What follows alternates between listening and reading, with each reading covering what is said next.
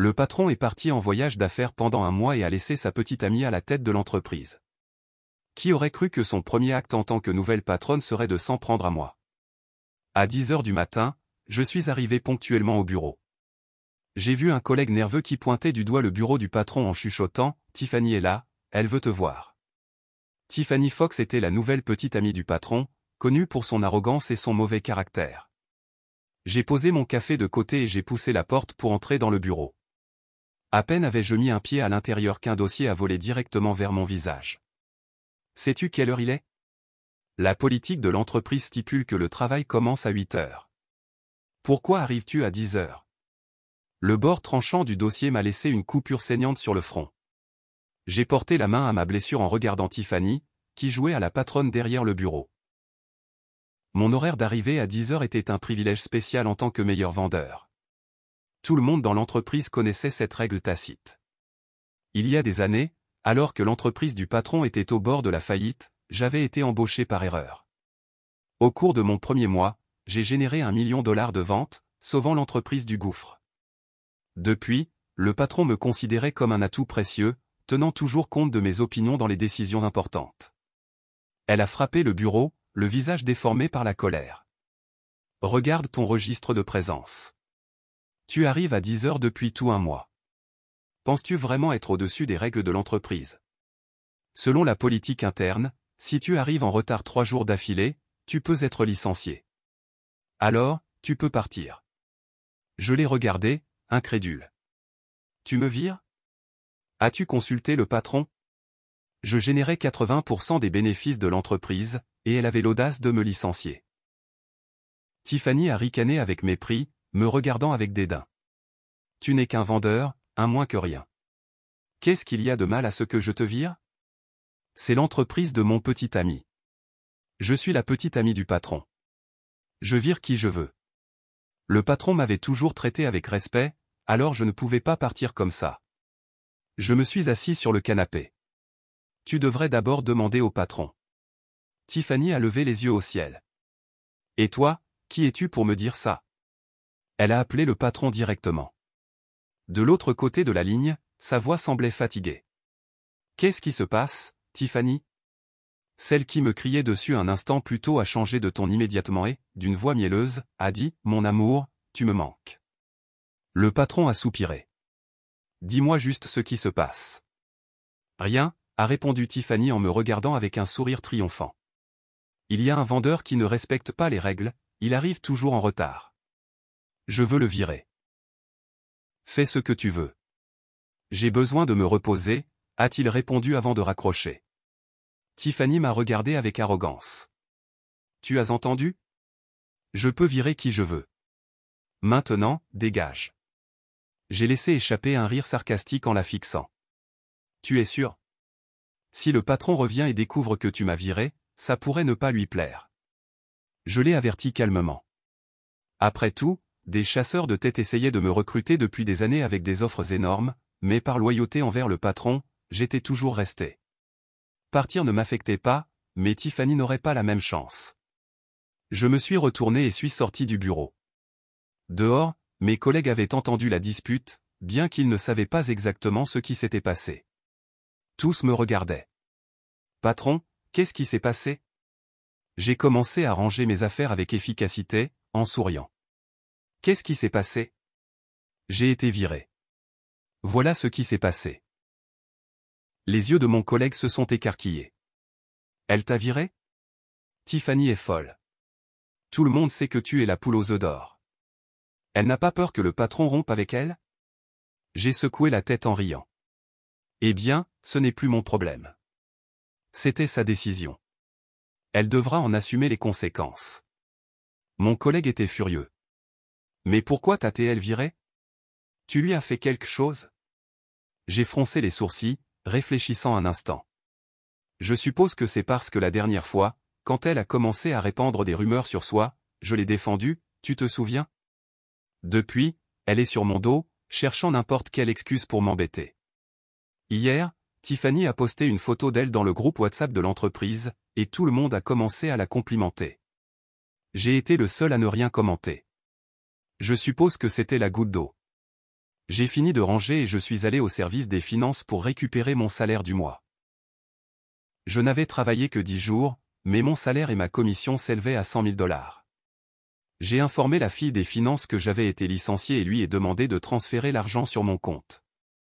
Peu après, Tiffany est apparue à l'entrée de l'entreprise, l'air furieux. « Jack Wilson, ne t'ai-je pas dit de dégager?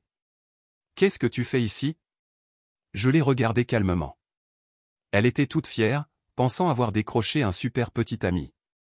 Voyant que je ne répondais pas, Tiffany s'est encore plus énervée. Elle s'est approchée et m'a attrapé par les vêtements. « Tu es sourd? Qu'est-ce que tu fais au service des finances? Ce sont des documents importants de l'entreprise. Dégage tout de suite, ou j'appelle la police. » J'ai froncé les sourcils et j'ai retiré sa main fermement. « Lâche-moi. Puisque j'ai été licencié, n'ai-je pas le droit de récupérer mon salaire du mois? Et je suis encore gentil en ne demandant pas d'indemnisation. » Tiffany a lancé un regard furieux à la jeune femme en face de moi. « Combien est son salaire? » La fille des finances a répondu honnêtement, 100 000 $ et 5 cents. Le visage de Tiffany a changé immédiatement. « Combien? » Quand la fille a répété, Tiffany m'a pointé du doigt et a dit, « Tu as violé les règles de l'entreprise, donc ton salaire de ce mois est confisqué. » J'ai laissé échapper un rire glacial. Une déduction de 200 $ pour chaque retard. C'est comme ça que tu comptes? As-tu seulement fini l'école primaire? À ma surprise, Tiffany m'a répondu avec assurance. C'est une nouvelle règle que je viens d'instaurer. 3 retards, et tu perds tout ton salaire du mois. Maintenant, dégage. Et de quel droit fais-tu des règles? Tiffany a croisé les bras, la bouche ouverte comme un requin, et a répondu sans vergogne, je vais avoir une part de cette entreprise à l'avenir. Qu'est-ce qu'il y a de mal à ce que je fasse des règles? Je n'avais pas envie de continuer à discuter. Alors, prépare-toi, parce qu'une plainte va t'arriver. Sur ce, je me suis retourné et je suis parti. En rentrant chez moi, à peine avais-je fini de ranger mes affaires que j'ai vu un message dans le groupe Snapchat de l'entreprise, dont je n'étais pas encore sorti. C'était Tiffany. À partir de maintenant, tout le monde doit répondre à tous les messages que je publie sur Snapchat ou WhatsApp. Celui qui ne répond pas sera licencié. Comme si elle m'avait vraiment viré pour ne pas l'avoir complimenté. Le patron avait vraiment de la chance avec cette petite amie. Tout le monde a commencé à répondre dans le groupe. J'ai trouvé ça ridicule et j'ai quitté tous les groupes immédiatement. Mon téléphone est devenu beaucoup plus silencieux. Cependant, comme Tiffany a refusé de me payer mon salaire du dernier mois, j'ai décidé de lui donner une leçon. Tous les clients importants étaient dans mes contacts, alors je leur ai envoyé un message groupé pour les informer que j'avais démissionné et que je ne m'occuperais plus de leur compte. La plupart étaient des clients que j'avais personnellement acquis, et ils ne travaillaient avec l'entreprise que grâce à moi. Si je partais, il était probable qu'ils partent aussi. Et effectivement, comme je l'avais imaginé, en moins de 2 minutes, ils m'écrivaient pour savoir dans quelle entreprise j'étais allé et disaient qu'ils étaient prêts à changer leur contrat. Je leur ai expliqué la situation à chacun, leur disant que je n'avais pas encore trouvé de nouvel emploi, mais que je les contacterais dès que j'aurais quelque chose. Il y avait tellement de contacts que j'ai continué à répondre aux messages jusqu'à ce qu'il fasse nuit. Épuisé, je me suis endormi. Le lendemain matin, un collègue m'a envoyé un message. Patron, plusieurs partenaires commerciaux disent qu'ils veulent mettre fin à leur coopération et ne vont pas renouveler leur contrat. Tu as quelque chose à voir avec ça. Apparemment, le plan fonctionnait. J'ai ri doucement. Je n'ai rien fait, je leur ai juste dit que je ne travaillais plus là-bas. Tu restes le meilleur patron. Quand Tiffany est arrivée ce matin et a appris ce qui se passait, elle a explosé contre plusieurs vendeurs, exigeant de savoir pourquoi ils ne pouvaient pas retenir les clients. Maintenant, plusieurs pensent à démissionner. Ils disent qu'ils ne vont plus supporter ce désastre. Il semble que beaucoup de gens dans l'entreprise en avaient déjà marre de Tiffany. Je me demandais comment elle gérerait les conséquences. De mon côté, je me préparais à contacter un avocat et à déposer une plainte officielle pour récupérer mon salaire. Après tout, ce n'était pas comme si j'avais besoin de l'argent, mais je n'allais pas la laisser s'en tirer comme ça. Quelques jours plus tard, à ma grande surprise, Tiffany m'a appelé. J'ai répondu avec hésitation. Qu'est-ce qui se passe? À peine avais-je répondu qu'une avalanche de cris m'a assailli de l'autre côté de la ligne. Jack Wilson, as-tu idée de ce que tu fais? Dis-moi, où sont les contacts des clients de l'entreprise? Ils disent que tu les as tous. Donne-moi ces numéros tout de suite. C'est la propriété de l'entreprise. Ne crois pas que je ne vais pas te poursuivre. J'étais sous le choc un instant, puis j'ai réalisé que Tiffany devait être désespérée. Comment peut-elle être aussi désagréable? Donne-moi ces contacts maintenant, ou je te jure que je vais te détruire. Tu m'as entendu? J'ai regardé mon téléphone quelques secondes après ces cris. Cette femme était complètement folle. Tiffany, je ne sais pas de quoi tu parles, ai-je dit avec tout le calme que je pouvais feindre. Je n'ai pas les contacts de l'entreprise. Ces clients sont mes contacts personnels. Je les ai obtenus, pas l'entreprise. Mensonge. A-t-elle hurlé si fort que j'ai dû éloigner le téléphone de mon oreille. Ce sont la propriété de l'entreprise. Donne-moi ces numéros tout de suite. Je n'ai rien à te donner, ai-je répondu, sentant la colère monter. Tu m'as viré, tu te souviens? Et en plus, tu as refusé de me payer mon salaire, alors non. Je ne te donnerai rien. Je vais te poursuivre pour vol, a-t-elle menacé. J'ai éclaté de rire. Vol? De quoi? De mes propres contacts? Vas-y, essaie. Et pendant qu'on y est, je vais aussi te poursuivre pour mon salaire impayé et pour agression physique. J'ai une blessure au front, tu te souviens? Et beaucoup de témoins. Elle est restée silencieuse un moment. Je pouvais presque sentir son cerveau chercher une issue. Ça ne va pas se terminer comme ça, Wilson, a-t-elle finalement dit d'une voix plus calme, mais pleine de venin. Si tu ne me donnes pas ces contacts, je m'assurerai que personne dans cette industrie ne t'engage jamais. Tu sais quoi? J'en ai marre de cette conversation, ai-je dit avant de raccrocher. Elle a rappelé immédiatement, encore et encore. J'ai décidé de bloquer son numéro. Je n'avais pas de temps pour ces bêtises. Je devais me préparer pour ma réunion avec mon avocat. Cet après-midi-là, j'ai rencontré Barbara, une avocate spécialisée en droit du travail recommandée par un ami. Je lui ai raconté toute l'histoire, et elle a pris des notes pendant que je parlais. C'est un cas assez clair, a-t-elle dit quand j'ai fini. Non seulement tu as été licencié sans motif valable, mais il y a une agression physique documentée. As-tu des photos de la blessure sur ton front? J'ai hoché la tête et lui ai montré les photos que j'avais prises en quittant le bureau ce jour-là. Parfait. Et concernant tes contacts, ils t'appartiennent légalement. Il n'y a aucune base pour qu'elle te poursuive pour ça. Cependant, mon conseil est de ne pas utiliser ces contacts pour saboter activement l'entreprise. Réponds s'ils te contactent, mais ne les sollicite pas toi-même. C'est un peu tard pour ça, ai-je avoué. Je leur ai tous écrit pour leur dire que je ne travaillais plus là-bas. Barbara a souri. Ce n'est pas un problème. Tu as simplement informé d'un fait. Tant que tu n'as pas parlé en mal de l'entreprise ou incité les clients à résilier leur contrat, tu es dans ton droit. Ce soir-là, j'ai dormi plus tranquillement. J'avais un bon dossier et j'étais sûr de pouvoir récupérer mon argent, peut-être même obtenir une compensation supplémentaire. Ce que je n'attendais pas, c'est que les choses s'accélèrent si vite. Le lendemain matin, mon téléphone n'arrêtait pas de sonner. C'étaient mes anciens collègues. Tous me racontaient la même chose, le bureau était en plein chaos. Plusieurs clients importants avaient résilié leur contrat, et Tiffany était folle de rage, criant sur tout le monde. « Patron, c'est un désastre », m'a dit Miguel, un vendeur junior que j'avais formé. Tiffany nous oblige tous à appeler les clients qui sont partis, mais personne ne veut nous parler, ils demandent juste après toi. Désolé, les gars, ai-je répondu sincèrement. Ce n'était pas mon intention de vous causer des problèmes. Tu plaisantes, a dit Miguel en riant. C'est la meilleure chose qui soit arrivée depuis des semaines. Tout le monde déteste Tiffany. C'est un cauchemar. Carlos a déjà démissionné ce matin et je envisage de faire de même. Je ne savais pas quoi dire. D'un côté, j'étais ravi de voir que Tiffany recevait ce qu'elle méritait, mais de l'autre, je ne voulais pas que mes collègues perdent leur emploi à cause de moi. Écoutez, ne démissionnez pas encore, leur ai-je conseillé. Attendez de voir ce qui se passe quand le patron reviendra. Penses-tu qu'il va la virer? Demanda Miguel, plein d'espoir dans la voix. Je ne sais pas, répondis-je honnêtement, mais je ne pense pas qu'il appréciera d'apprendre qu'elle a licencié l'employé qui génère 80% des revenus. Cet après-midi, j'ai reçu un appel d'un numéro inconnu. Normalement, je ne réponds pas au numéro que je ne reconnais pas, mais quelque chose m'a poussé à décrocher. Allô, Jacques, c'était la voix du patron. Il semblait fatigué et inquiet. C'est Robert. J'ai besoin de parler avec toi. Mon cœur s'est mis à battre plus fort.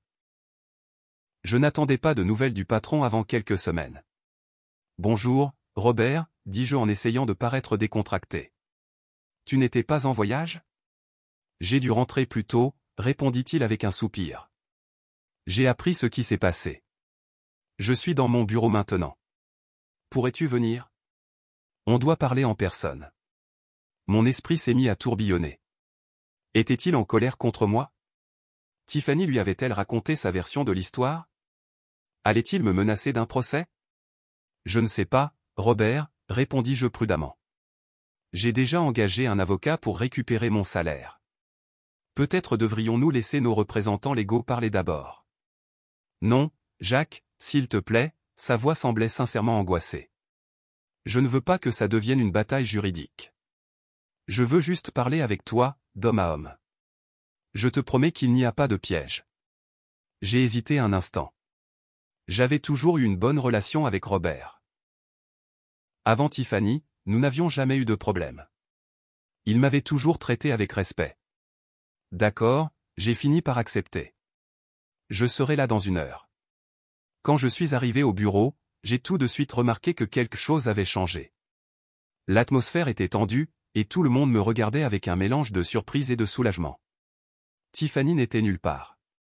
La porte du bureau de Robert était ouverte. Je suis entré et l'ai trouvé assis derrière son bureau, l'air épuisé. Il avait des cernes sous les yeux et semblait ne pas avoir dormi depuis des jours. « Jacques, merci d'être venu, dit-il en se levant pour me serrer la main. Assieds-toi, s'il te plaît.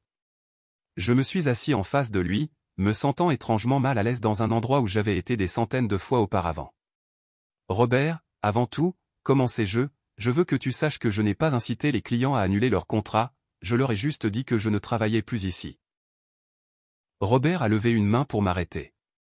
Je sais, Jacques, je ne te blâme pas pour ça. Les clients sont loyaux envers toi, pas envers l'entreprise. Je l'ai toujours su.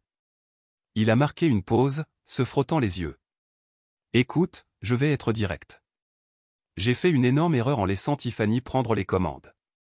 Je pensais que ce serait une bonne opportunité pour qu'elle apprenne le métier, mais clairement, elle n'était pas prête pour cette responsabilité.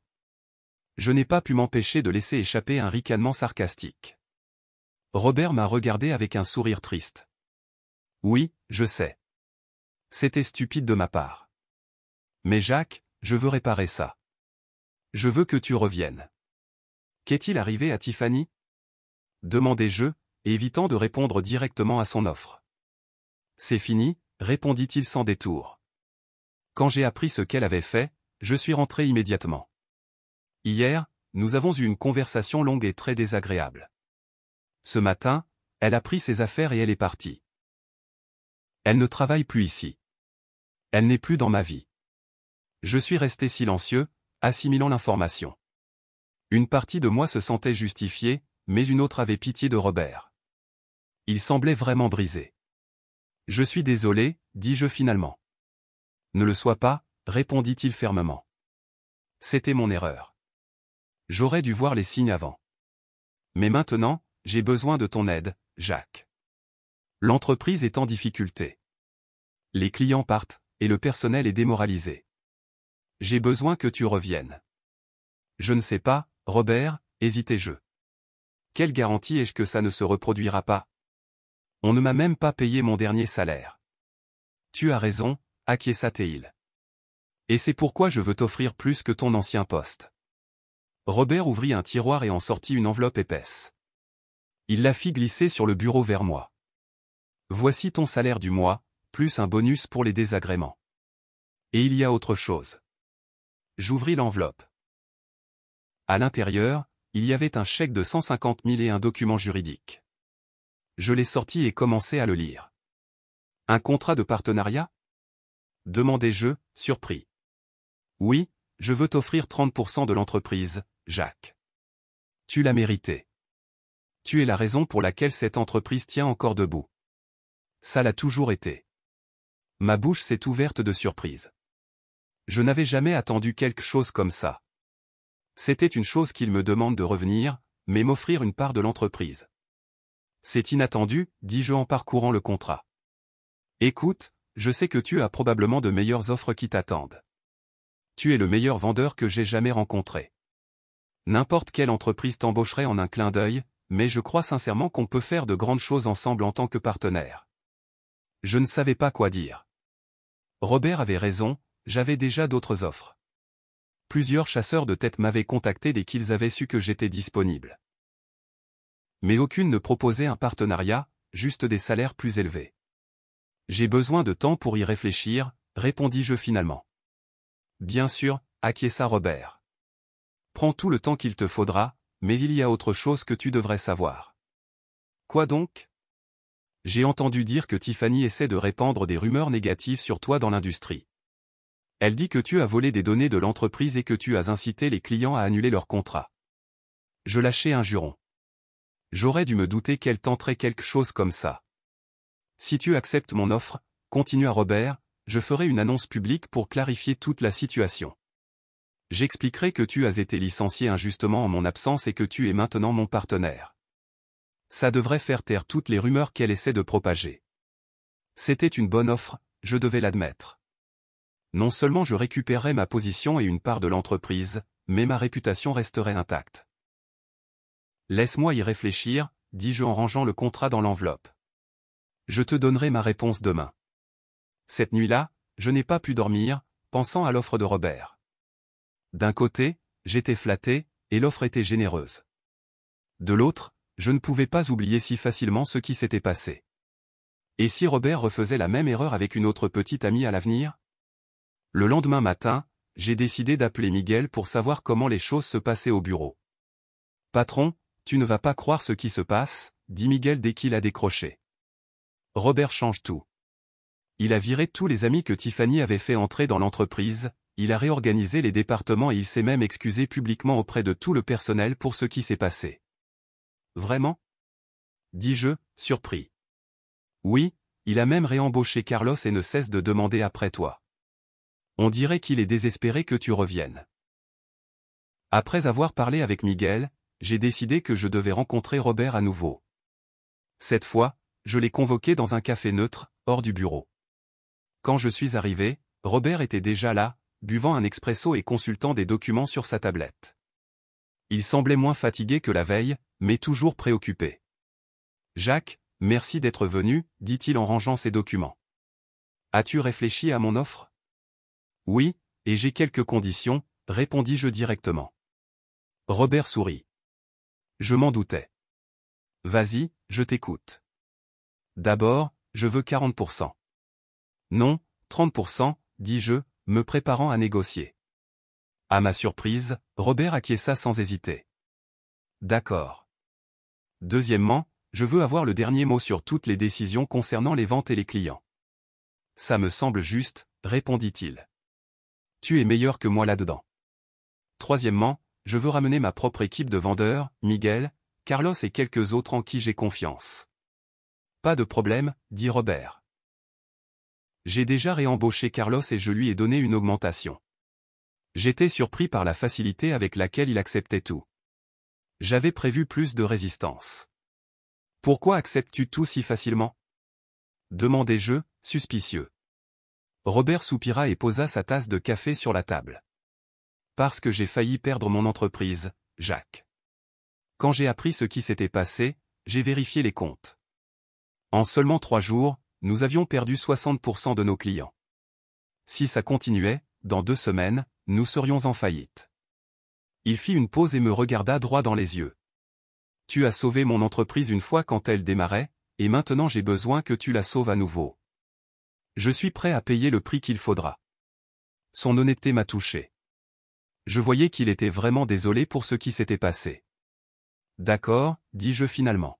« J'accepte, mais il y a une dernière condition. »« Tout ce que tu veux, » répondit-il rapidement. « Ne laisse plus jamais tes relations personnelles interférer avec les affaires. La prochaine fois que tu auras une petite amie, tiens-la loin du bureau. » Robert laissa échapper un rire amer. « Crois-moi, j'ai retenu la leçon. En fait, je pense que je vais rester célibataire un bon moment. Nous nous sommes serrés la main pour sceller l'accord et avons convenu de rencontrer les avocats cet après-midi-là pour signer les papiers. Quand je suis revenu au bureau le lendemain, désormais en tant que partenaire, tout le monde m'a accueilli avec des applaudissements et des acclamations. Miguel avait organisé une petite fête avec un gâteau et des boissons. Le roi est de retour, plaisanta-t-il en me tendant une couronne en papier doré qu'ils avaient fabriquée. J'ai ri et les mises, me sentant un peu ridicule mais heureux d'être de retour. Robert a fait une annonce officielle, me présentant comme son nouveau partenaire et expliquant que toutes les décisions importantes seraient désormais prises ensemble. Il a également clarifié que j'avais été licencié par erreur en son absence et espérait que tout le monde m'accueillerait à nouveau chaleureusement. Les semaines suivantes furent intenses. J'ai dû travailler jour et nuit pour récupérer les clients que nous avions perdus. Heureusement, la plupart étaient prêts à revenir lorsqu'ils ont appris que j'étais de retour et désormais partenaire de l'entreprise. Un mois plus tard, nous étions presque revenus à la normale. En fait, nous avions même gagné quelques nouveaux clients grâce aux améliorations que Robert et moi avions mises en place dans la structure de l'entreprise. C'est alors que j'ai reçu un message d'un numéro inconnu. C'était Tiffany. Tu penses que tu as gagné? Ce n'est pas fini, Jacques. Tu as ruiné ma vie, et je vais te le faire payer. J'ai montré le message à Robert, qui fronça les sourcils, inquiet. Devrions-nous nous inquiéter? Demandai-je. Robert secoua la tête. Je ne pense pas. Elle est en colère, mais elle ne peut rien faire. De plus, j'ai entendu dire qu'elle sort déjà avec quelqu'un d'autre. Le pauvre ne sait même pas ce qui l'attend. Je ris à sa remarque. C'était bon de voir que Robert pouvait plaisanter à propos de Tiffany. Cela signifiait qu'il avait vraiment tourné la page. Au fait, dit-il en changeant de sujet, as-tu vu les chiffres de ce mois? Nous avons récupéré presque tous les clients, et nous sommes sur le point de signer ce contrat avec Global Tech. Si nous l'obtenons, ce sera notre plus gros client à ce jour. Nous l'obtiendrons, répondis-je avec assurance. J'ai une réunion avec eux demain, et je prépare une présentation qu'ils ne pourront pas refuser. Robert sourit, visiblement détendu. Je savais que je pouvais compter sur toi, partenaire. C'était étrange d'entendre ce mot s'adresser à moi, mais j'aimais la façon dont ça sonnait. Partenaire. Je n'étais plus juste un vendeur, un employé. J'étais désormais propriétaire d'une partie de l'entreprise, avec une voix dans toutes les décisions importantes. Parfois, je pense à ce qui serait arrivé si Tiffany ne m'avait pas licencié ce jour-là. Je serais probablement encore juste un vendeur, gagnant un bon salaire, mais sans réelle participation dans l'entreprise. D'une certaine manière, son acte d'arrogance et de stupidité m'a propulsé dans une position bien meilleure. La vie a des façons curieuses de fonctionner. Parfois, ce qui semble être un désastre se révèle être le début de quelque chose de bien meilleur. Et parfois, les gens qui essaient de vous couler finissent par être ceux qui, sans le vouloir, vous élèvent plus haut. Quant à Tiffany, nous ne l'avons jamais revue. J'ai entendu des rumeurs selon lesquelles elle avait essayé de trouver du travail dans plusieurs entreprises concurrentes, mais personne ne voulait l'embaucher après avoir appris ce qu'elle avait fait. Robert était resté discret sur leur rupture en public, mais dans le cercle restreint de l'industrie, tout le monde connaissait la vérité. En fin de compte, le seul héritage que Tiffany a laissé fut de renforcer notre entreprise. Grâce à sa tentative de me détruire, j'étais désormais partenaire, et l'entreprise était plus forte que jamais. Comme le dit le proverbe, il n'y a pas de mal dont un bien ne sorte. Et dans mon cas, ce mal portait un nom, Tiffany Fox, la femme qui, sans le savoir, m'a rendu le plus grand service de ma vie.